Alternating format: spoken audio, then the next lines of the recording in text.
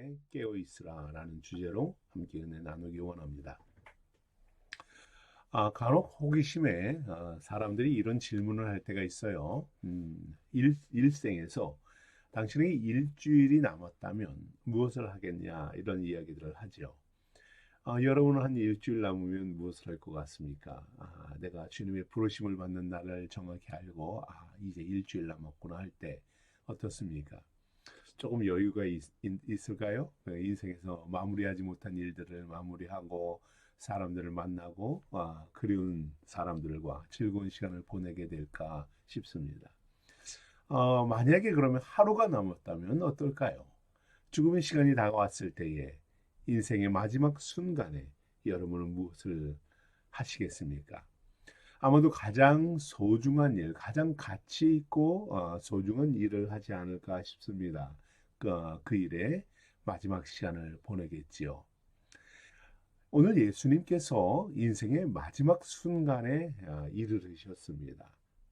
십자가를 지시기 전날, 마지막 날 밤입니다. 채 하루가 되지 않는 시간이지요. 주님은 제자들과 함께 그 마지막 시간을 함께 보내십니다. 그리고 그 마지막 순간 겟세마네 동산에 오르십니다. 주님은 고난당하시고 십자가를 지시고 죽으실 것을 잘 아셨어요. 겟세마네 동산에 오르시기 바로 직전에 이것을 또 제자들에게 이야기하실 정도입니다.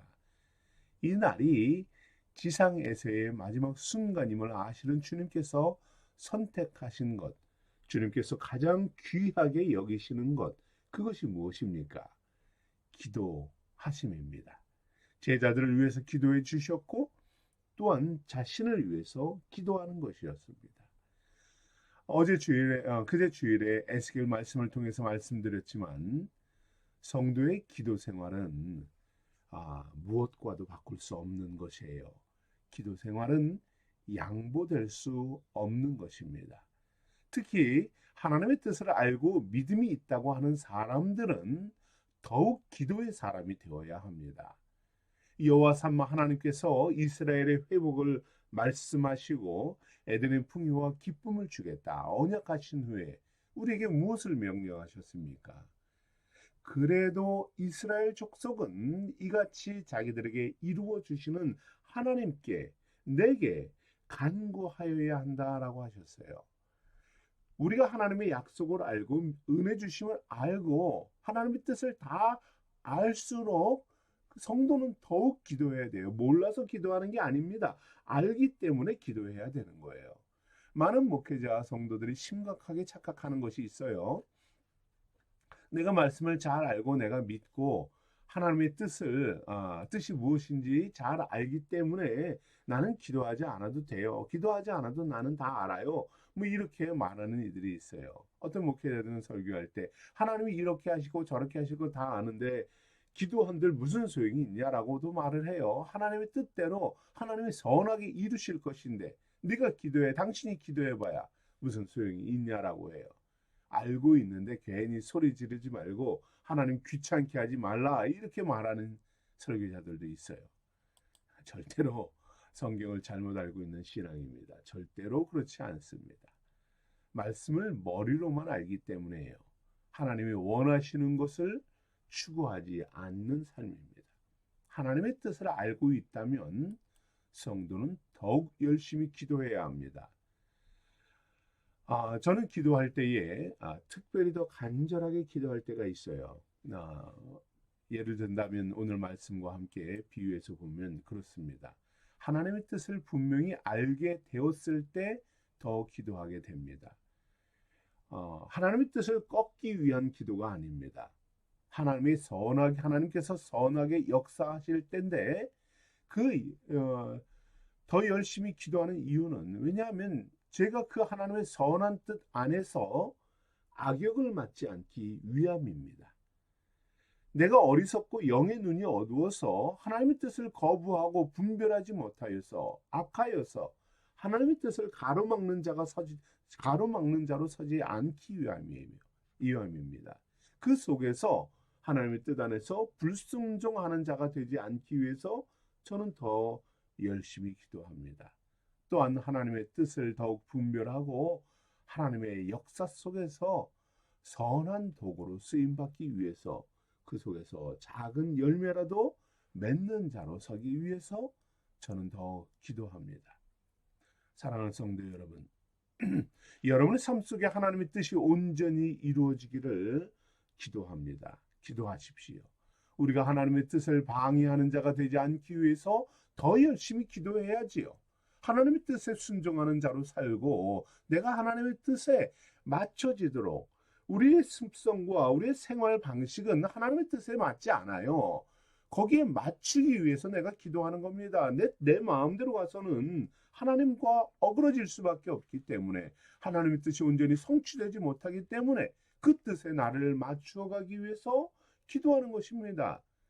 하나님의 뜻은 저런데 나는 알고만 있으면 무슨 소용입니까? 그 속에서 내가 하나님께 순종하는 사람으로 서야 되지 않겠습니까? 만약 내가 하나님의 뜻과 다른 생각을 갖고 있고 욕심과 욕망에 사로잡혀 있다면 우리는 하나님을 등지는 사람이 될 수밖에 없습니다. 하나님의 섭리를 거부하고 대적하는 자, 방관하는 사람, 하나님과 관계없는 사람이 되고 마는 것이에요. 성도는 언제 어디서나 하나님의 선한 도구로 사용되어질 수 있도록 깨어서 기도하는 사람이 되어야 합니다. 또한 하나님의 뜻이 약한 자들과 불순종하는 인생들로 인해서 방해받지 않도록 하나님의 선하신 뜻이 이것인지 알면 그것이 이루어질 수 있도록 우리는 또한 기도해야 하는 것입니다. 여러분이 하나님의 뜻을 알고 있다면 믿음의 성도는 더욱 열심히 기도해야 합니다. 무엇보다 내가 알고 깨달았다는 그 하나님의 뜻이 나의 교만과 어리석음으로 잘못 깨닫지 않았는가? 그럴 수도 있기 때문에 우리는 더욱 기도하는 사람이 되어야 합니다. 어떤 것이라 할지라도 기도하지 않을 이유는 없다는 사실입니다. 오늘 누구보다 하나님의 뜻을 가장 잘 아시는 주님께서 겟세마네 동산으로 기도하러 가십니다. 마가의 다락방에서 겟세마네 동산으로 가는 길은 예루살렘 성전을 이렇게 가로질러 가거나 아니면 다윗성이 그 옆에 있어요. 그럼 이 다윗성을 돌아서 이렇게 비탈길로 걸어 내려가야 하는 길입니다. 어느 곳이든 예수님의 대적자들이 진을 치고 있는 곳을 통과해야만 합니다. 하지만 주님은 제자들과 함께 기도하러 가십니다. 자기를 죽이려고 하는 자들 피해 그 가운데로 지나서 담대히 기도하러 가십니다. 누가는 겟세마네 동산의 기도에 대해서 이렇게 증언합니다. 누가복음 22장 39절에 보면 예수께서 나가사 습관을 따라 감람산에 가시매 제자들도 따라갔더라 합니다. 예수님은 예루살렘에 오셨을 때에 수시로 감람산 동산에 올라서 기도를 하셨습니다. 기도의 습관이 얼마나 거룩한 영적 습관입니까? 사람들은 다양한 습관을 가지고 있어요. 운동을 해야 하고, 운주를 하고, 놀이를 하고, 게임을 하고, 생활 속에 습관에 몸에 배어 있는 습관들이 얼마나 많습니까? 이런 습관들이 때로는 삶의 활력소가 되기도 합니다. 그러나 성도의 영적 습관은 무엇이어야 할까요? 성도는 영적 습관을 가져야 해요. 예배하는 것, 말씀을 읽는 것, 묵상하는 것, 전도하는 것, 찬양하는 것, 다양한 습관이 여러분의 몸에 잘 배기를 바랍니다. 무엇보다 주님처럼 기도의 습관을 가져오십시오. 오늘 여러분이 이 아침 이른 시간에 새벽 기도에 나온 것도 거룩한 습관을 들이는 하나의 방법이라고 저는 믿습니다. 매일 첫 시간에 주님을 바라보며 기도하는 것, 얼마나 아름답고 거룩한 습관입니까? 여러분 시간을 정해서 또 기도하는 삶, 이것이 얼마나 복된 삶입니까? 여러분 새벽에 이렇게 계속 나오다 보면 어떻든가요? 아침 5시 몇 분, 6시 이러면 자연스럽게 눈이 떠지지 않는가요? 몸에 배어지는 것입니다. 이때 기도하라는 것이지요. 주님처럼 습관을 들여서 주님을 찾는 것입니다. 오늘 주님은 이미 마가의 다락방에서 제자들을 위해서 충분히 기도하셨어요. 마가의 다락방에서 일어난 사건들이 무엇인지 잘 아시죠? 세족식이 있었고 성만찬이 있었습니다. 그런데 이것이 전부가 아니에요. 가장 중요한 것 중에 하나가 그곳에서 주님이 제자들을 위해 기도하신 것입니다. 요한복음 17장은 제가 가장 좋아하는 말씀 중에 한 부분입니다. 여러분 시간이 되시면 요한복음 17장을 한번 묵상해 보시기 바라요. 성자 예수님께서 성부 하나님의 영광을 위해서 기도하는 시간입니다. 찬양하는 시간입니다. 또한 자신을 위해서 기도하고 남겨진 제자들, 백성들을 위해서 고별 기도를 하는 시간입니다. 이것을 제사장적 중보기도다 이렇게 말을 해요. 바로 저와 여러분을 위해서, 우리 교회를 위해서 마지막 맡기신 사명을 다하는 기도를 하십니다. 그런데 그 기도를 긴 기도 시간을 마치고 주님은 또다시 기도하러 가시는 거예요. 하루 온종일 시간 있는 그 모든 시간에 기도하시는 분입니다. 이번에는 오로지 자신을 위해서 기도하십니다. 고난당하시고 죽으시고 부활하시는 마지막 남겨진 이 사명을 감당하기 위해서, 하나님의 뜻을 성취하기 위해서, 순종의 기도를 위해서 겟세마네 동산으로 제자들과 나아가시는 거예요. 여러분, 이처럼 기도의 삶은 중요합니다. 우리의 삶의 어떠한 순간에도, 잠깐 비어있는 시간에도 묵상할 수 있는, 기도할 수 있는, 주님처럼 하나님을 찾을 수 있는 습관처럼 여러분의 삶에 배어지기를 기도합니다. 이런 주님을 바라보는 제자들은 어떻게 반응합니까? 말씀 바로 앞에 35절에 제자들이 이렇게 맹세해요. 기도하시는 주님 앞에, 제자들에게 당부하는 주님 앞에 이렇게 말합니다. 베드로가 가로되 내가 주와 함께 죽을지언정 주를 부인하지 않겠나이다 하고 모든 제자도 이와 같이 말하니라 합니다. 베드로와 모든 제자들은 장담합니다. 자신의 의지와 결단을 맹세하지요. 주님은 이렇게 언약하는 제자들에게 아무 말씀을 하지 않아요. 그들을 위해 기도만 해주시고 겟세마네 동산으로 또 기도하러 데리고 가십니다.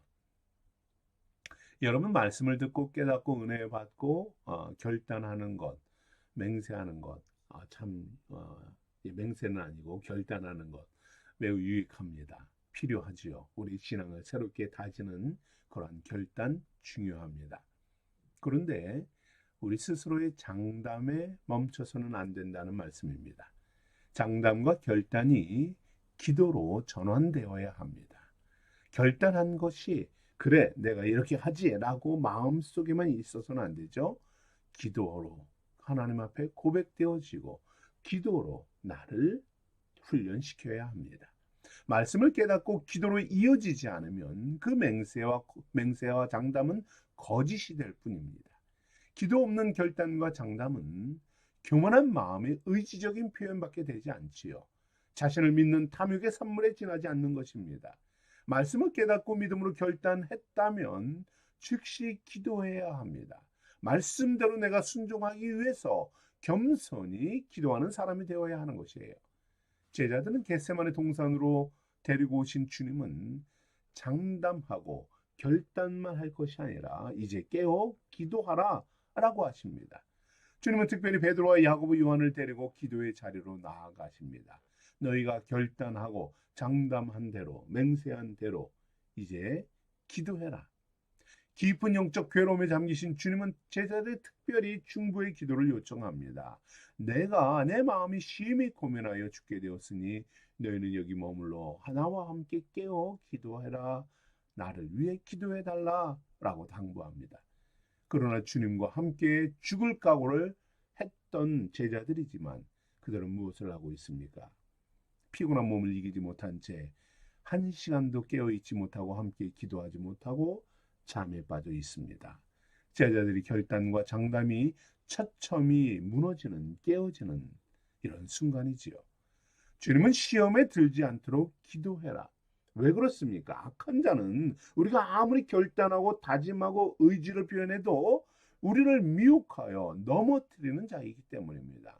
결단의 삶을 살아내지 못하도록 우리를 흔드는 자가 악한 자입니다. 그렇기 때문에 우리는 기도해야 하는 것이지요. 주님을 따르고 생명을 바치겠다는 이 결의는 온데간데 없이 사단의 시험에 속절없이 무너질 수밖에 없기 때문입니다. 영적으로 깨어있지 못하면 아무런 준비도 하지 못한 채 고난당하시는 주님을 배신하고 도망하고 무기력하게 쓰러질 수밖에 없는 존재가 바로 우리들 아닙니까? 우리의 결단과 다짐과 의지는, 우리의 믿음은 얼마나 여러분 무기력합니까? 얼마나 연약합니까? 사단의 시험에 아무런 힘을 발휘하지 못하지 않습니까? 어떤 믿음의 사람이든지, 그가 목사든 어떤 직분자든 누구든지 기도하지 않으면 한심하게 무너지는 것이에요. 끊임없이 우리를 흔들고 시험하고 미혹하는 사단을 이길 힘은 깨어 기도하는 것입니다. 주의 도심을 얻는 것입니다. 성령의 인도하심을 받는 것뿐입니다. 주님은 사단의 시험을 대비하여서 하루 종일 제자들을 위해 중보하셨다고 했어요. 마가의 다락방에서도 계속 기도해 주셨습니다. 그들을 축복해 주셨습니다. 주님은 또한 오늘 지금까지도 겟세마네 동산에 와서까지도 그들을 위해서 기도합니다. 저와 여러분을 위해서 주님은 오늘도 중보해 주시는 분입니다. 디모데전서에서 말씀하죠. 바울은 하나님은 한 분이시요 또 하나님과 사람 사이에 중보도 한 분이시니 곧 사람이신 그리스도 예수라. 우리 주님께서는 중보자 되시는 주님은 지금도 저와 여러분을 위해서 기도해 주십니다. 시험에 들지 않도록 깨어 기도해라. 그래도 내게 간구해라. 힘을 얻어라. 내가 사랑하노라. 주님은 열정을 품고 여러분을 위해서 기도해 주고 계십니다. 하나님이신 성자 예수님, 오늘 주님은 자신을 위해서도 기도하십니다. 우리를 위해서 우리가 주의 말씀대로 순종할 수 있도록 기도하시고 오늘 또한 자신을 위해서도 기도합니다. 내 아버지와 할만 하시거든 이 잔을 내게서 거둬 지나가게 하옵소서. 그러나 나의 원대로 마옵시고 아버지의 원대로 하옵소서. 얼마나 간절한 기도입니까? 이때 얼마나 간절히 기도했는데 누가복음은 천사가 주님께 힘을 더하여 주었다라고 합니다. 예수님께서 애쓰고 힘쓰고 애써 더욱 간절히 기도하시니 땀이 땅에 떨어지는 핏방울 같이 되었더라. 주님은 반복해서 사명을 감당하기 위해서 하나님의 뜻이 온전히 성취되도록 기도하는 것이었습니다. 모든 것을 아시는 주님께서, 결단하신 주님께서 끝까지 기도하며 나아가십니다. 온 육체의 열정과 에너지를 쏟으며 생명을 내려놓고 기도합니다. 이와 같이 우리에게 말씀하지요. 깨어 기도해라.